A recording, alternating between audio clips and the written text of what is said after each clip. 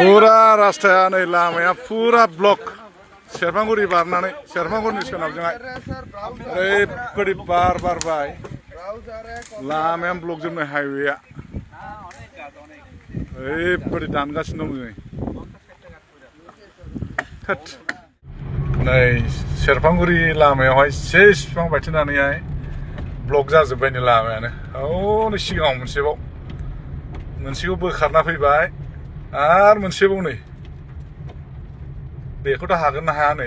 एसेबां गिदिर बिफां बायथेना थाबाय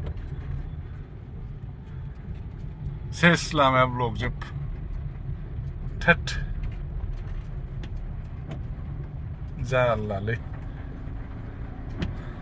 अ बेखौबो दानफायनानै बोखारनि हागोन बेखौबो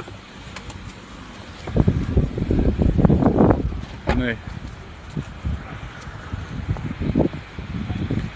ब्लक जाजोब्बाय थाखो हनै सिगाङावबो दङ नै